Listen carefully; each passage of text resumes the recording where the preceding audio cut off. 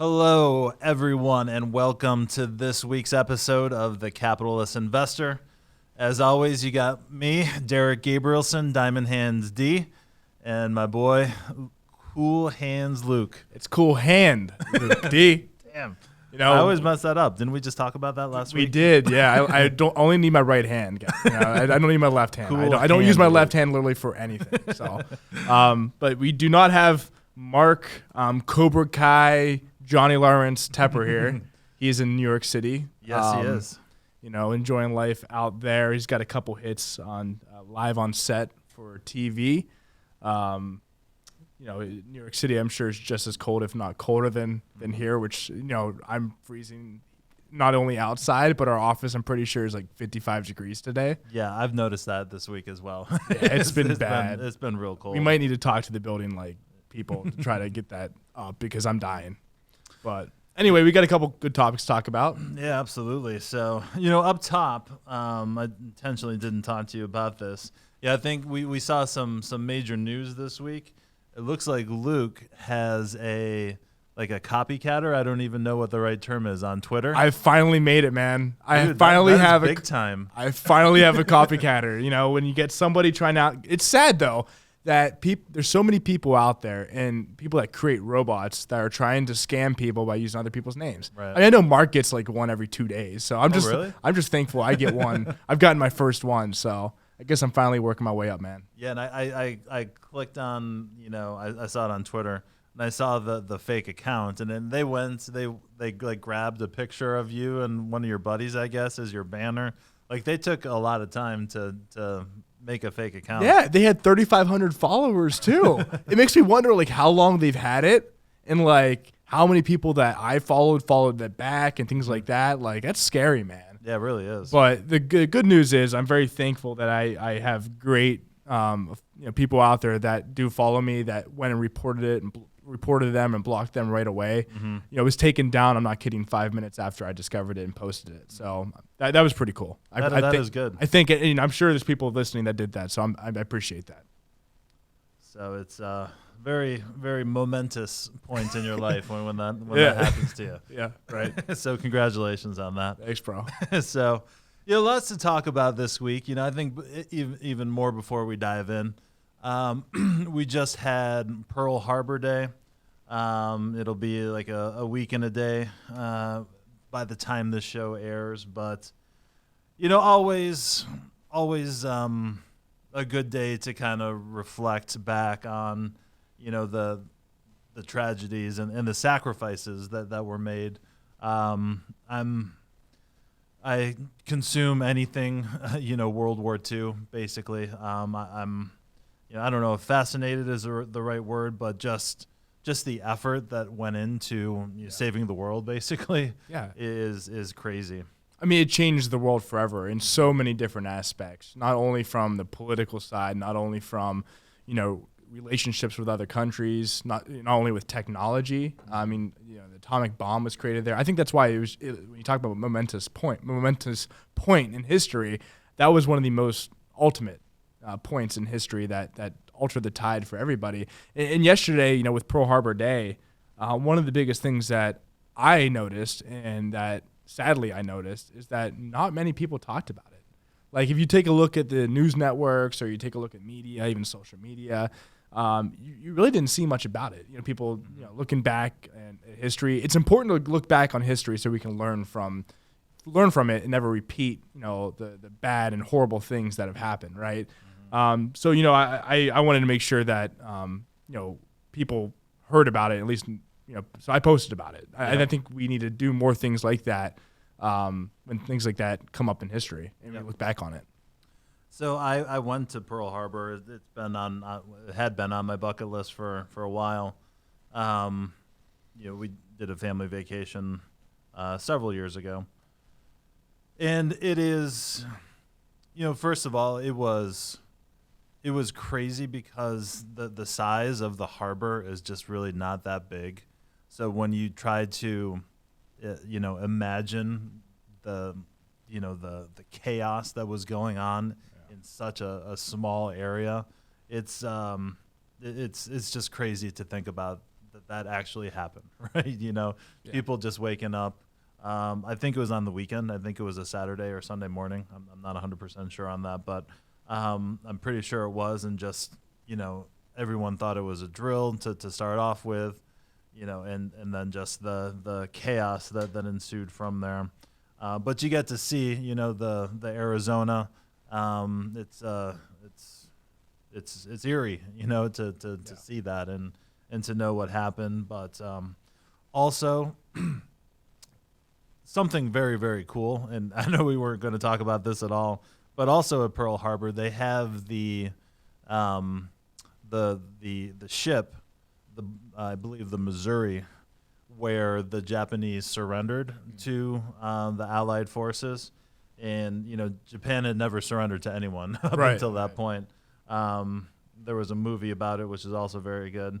But to actually stand on the deck where all that went down was pretty crazy. It sent chills down your spine. It really did.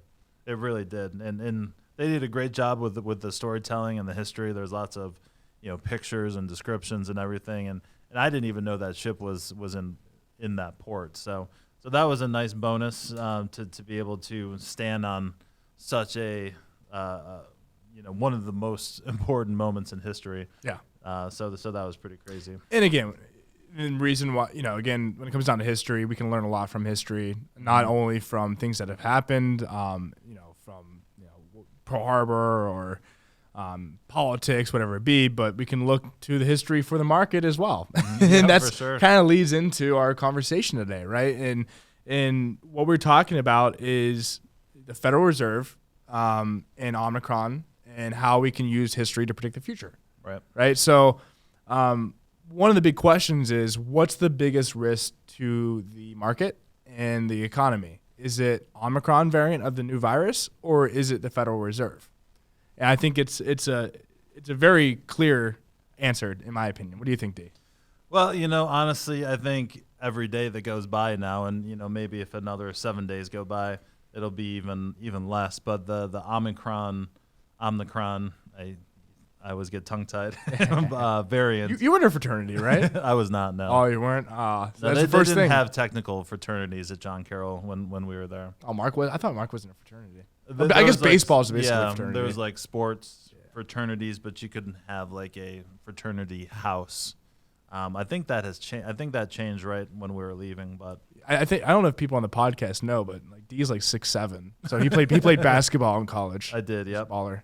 So he's a basketball fraternity. Mm-hmm. So it was, it was a great way to meet people. Obviously, I met Mark from the baseball team and Dave, my best friend. So yep. So it was cool. It was good stuff. But anyway, so the variant seems to be becoming less and less of a concern every day. I saw someone tweet out this morning, Becky Quick, I guess, who I thought I had blocked, but she quoted Pfizer, and they said that basically the 2 Pfizer shots plus a booster will protect you from the new variant, as well as the 2 shots initially protected everyone from the original virus, whatever we're calling it these days. Alpha. Yeah, is that what it is? Yeah, I think you're right. But so my question is, how does anyone know that at this point? Yeah, there's not enough data, first off. And also, real quick on the vaccine standpoint, they're not vaccines, man. Mm-hmm. A vaccine supposed to last 10 years, long time. Mm-hmm. If these boosters are all coming out, it's not a vaccine. Just from a word standpoint, I don't like that word. Anyway, but you're exactly right, man. You have this virus coming out, freaked everybody out. The data that we do have is showing that it is very mild. And that's what we all wanted from the first place. We wanted it to become something like the flu. And from my understanding is that it's 75% of the cases now in the U.S. or around the world, I guess, are coming from this Omicron variant now. So it's not even Delta anymore. So Delta is now lower than Omicron. And the hospitalizations and the death rates have not kicked up. They've actually gone down. Mm-hmm. So by those stats, it's telling us that it's more mild. That was going to be my point. Sorry, oh, no, not at all. You set me up perfectly. That is the conclusion that I'm, again, I'm not a scientist. I just, stayed at a Holiday Inn Express last night. But this... What does that mean? I'm confused there. You don't remember that commercial? No. Oh, well, I mean, it's not that old. It's basically, like... I don't watch TV, dude. I'm sorry, I don't. Anyway, I'm sorry. I guess the viewers would get it. I didn't get that. I thought that was a universal saying out there. It was from a while ago. But basically... someone like not a doctor pretending to be a doctor, obviously don't know what they're doing, but they got a good night's rest because they stayed at the Holiday Inn Express. That was awesome. That was the gist of it. But anyway, I think it's actually good news for the market. Kind of the series of events that have unfolded. Something that seems to be less dangerous. Seems to be that the virus is heading in the direction that we need it to go, right? I think people thought, and probably because the president said this, but I think people thought that, hey, the vaccine is out, the virus is going away in a month. Yeah. Like that obviously was never going to happen. Exactly. I think we've hit on the point that we both agree that the virus and Omicron might be the close to the end of what COVID is going to become. And that leaves us to our next point, that the Federal Reserve is probably worse for the market, not necessarily for the economy. Right. And that there's yet to differentiate the two, right? So we have this high inflation environment, highest in 30 years, 3 decades or something crazy. When the Fed, increases interest rates and they start to taper, the market's not going to like that because we've seen all this, I call it sugar high for the past essentially 20 years from the Fed. And once you take the sugar away, the market doesn't like it. So the question you have to ask yourself when it comes to the market, not the economy, is would you rather have short-term pain for long-term gain or long-term pain for short-term gain? I think that's a very clear answer. Yes, for sure. That's a great question because I think a lot of people are asking that. But what we've been talking about on the show for a while now is that at some point, all of this stuff that we've done to prop up the economy, individuals obviously handing out the checks, printing money, lowering interest rates to zero overnight, all this stuff that we've done to help us get through this, to varying degrees of success and necessity. But all this stuff that we've done, we're going to have to unwind at some point. Yeah. So I am in the camp of the short-term pain for long-term gain. That needs to start happening soon. Exactly. And I think, thankfully, the Fed is starting to get there. And that's, again, from the market perspective. And from the economy perspective, I think it's great that they are hiking rates sooner and the tapering sooner. Because, again, we talk about it a lot. Inflation is a tax on the lower income, lower class and middle income, middle class. Yep. That's just how it is. So now if they're trying to combat it sooner rather than later, that's good for in my opinion. And not a lot of people will agree that it's good for the market, but I think it's actually bullish for the market in the long term, and it's bullish for the economy. I completely agree. And just one more quick note, since to give the information to everyone out there. So basically, what is going on? What tapering is essentially the Fed started buying bonds, a lot of bonds, to about the tune of $120 billion per month. And the recent news that came out that spurred this conversation is that they're basically reducing that by about $15 billion per month. And what they talked about is they may actually accelerate that faster than planned, which is a good thing because when that is done or almost done, that's probably when they'll start to raise interest rates, which obviously needs to happen as well because we've seen 6% inflation, may even go higher than that. Yep. And interest rates are still zero, right? So that's a big problem.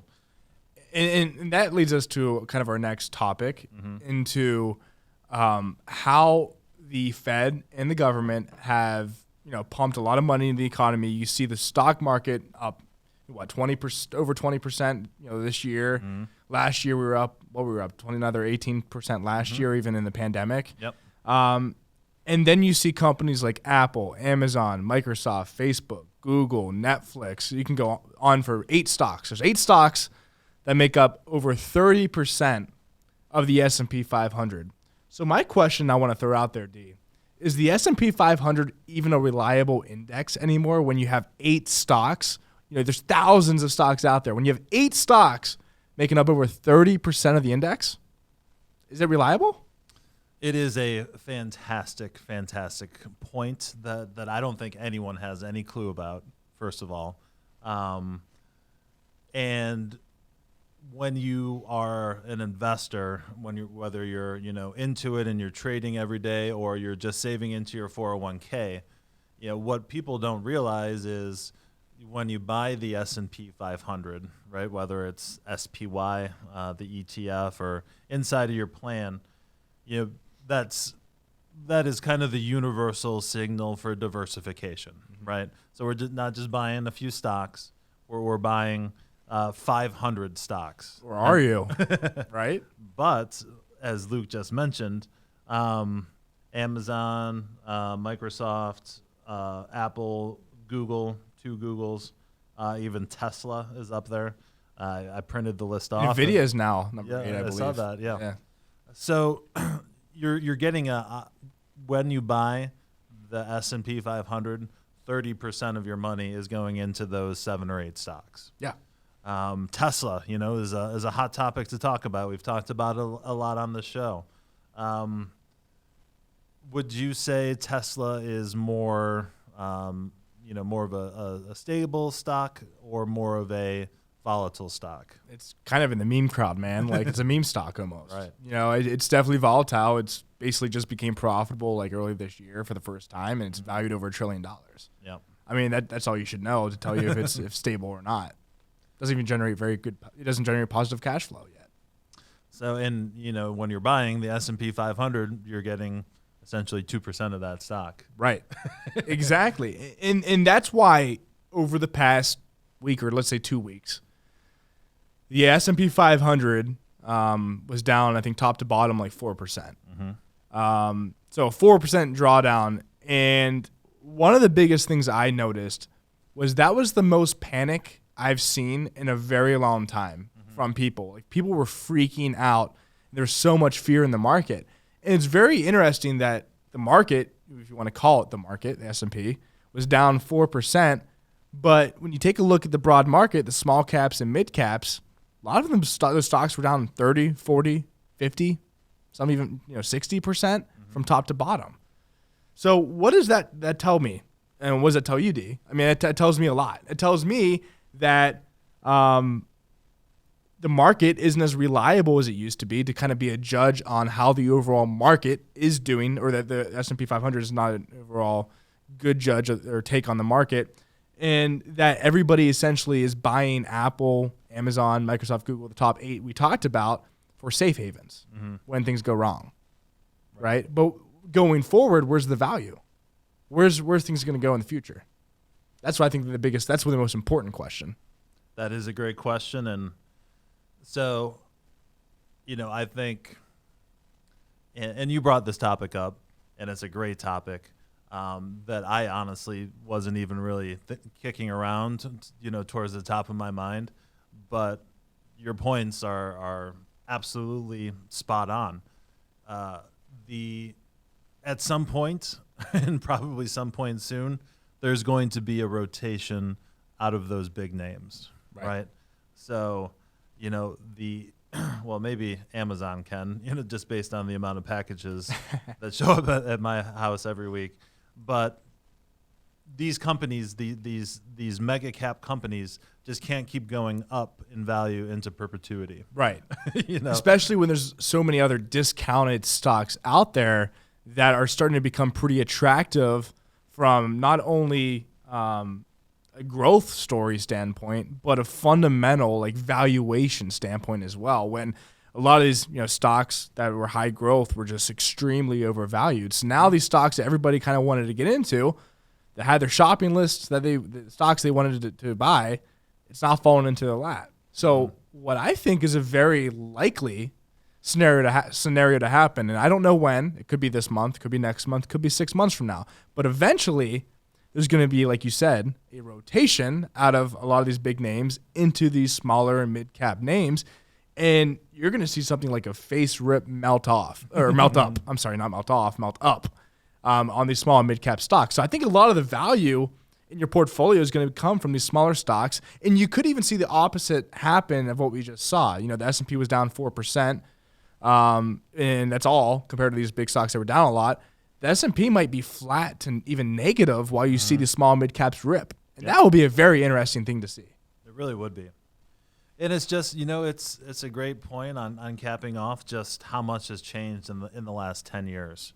Yeah. You know, just the 60-40 stocks to bonds, the very typical setup that we've seen for a long time.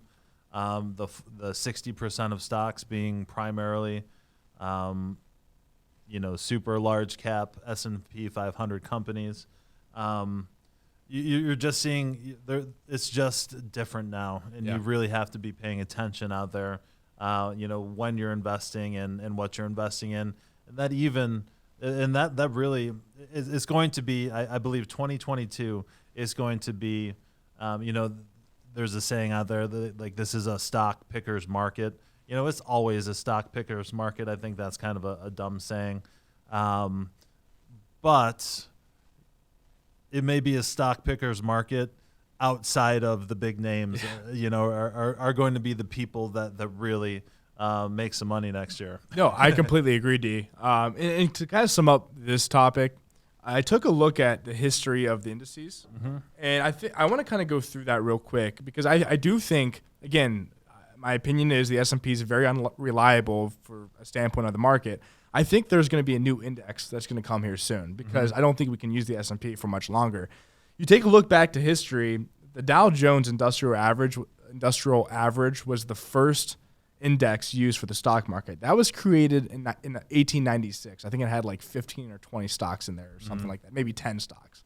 So it was very small. And then in 1957, the S&P 500 was created, and that's 500 stocks, right? So it got bigger. Then in 1971, the NASDAQ was created. That was more on the computer systems, right? Because computers started becoming prominent in the markets and was able to route transactions to the brokerages. So that was more of the tech stocks and technology sector. But we haven't created a new index essentially in 40 years. And again, from the S&P to the NASDAQ was 14 years for a new index. So I think there's opportunity for a new index to come about, whether that's 100 stocks, 200 stocks, 500 stocks. Honestly, I'd like to see probably like 250 stocks in there, but like it has to be weighted a lot better than it currently is. And I'm not saying it has to be equal weighted. I don't believe in necessarily in equal weighted indices because you should have a gauge on big versus small. But I think right now the indices are just too off balance. For sure. That was a great history, and I think we're about at our time here.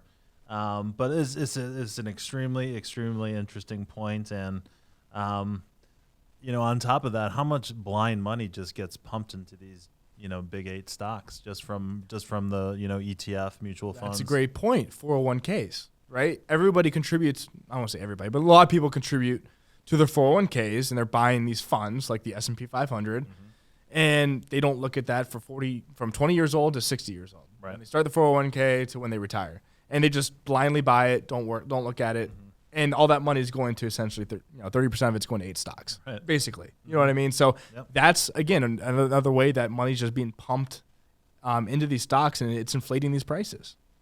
Good stuff. That's a pretty good. We should make a note. Picking out some of these, not common stocks would be not common is not the right word, but outside of the top 25. Of the S&P 500, some names in there. That would be a pretty interesting show too. Yep. But this topic, very interesting. We've seen some giant seismic shifts in how people invest over specifically the last 3 years for sure. So that'll do it for us today on The Capitalist Investor. Thank you so much for listening. If you have a chance, make sure you like the podcast, subscribe so those notifications pop up. And Luke, we really need we've barely had any requests in the last 3 months for swag, so we need to swag. we need to get some more of that ordered up. So we need some more 5-star reviews. So shoot us a note at info@swpconnect, and with that 5-star review, and we'll send some gear out your way, and always topics too. So if you guys want to hear about certain topics, we do love to see that as well. So shoot us a note, and we'll talk about it on the show. So thanks everyone for listening, and have a great day. The opinions expressed in the podcast are for general informational purposes only and are not intended to provide specific advice or recommendations for any investment, legal, financial, or tax strategy. It is only intended to provide education about the financial industry. Please consult a qualified professional about your individual needs.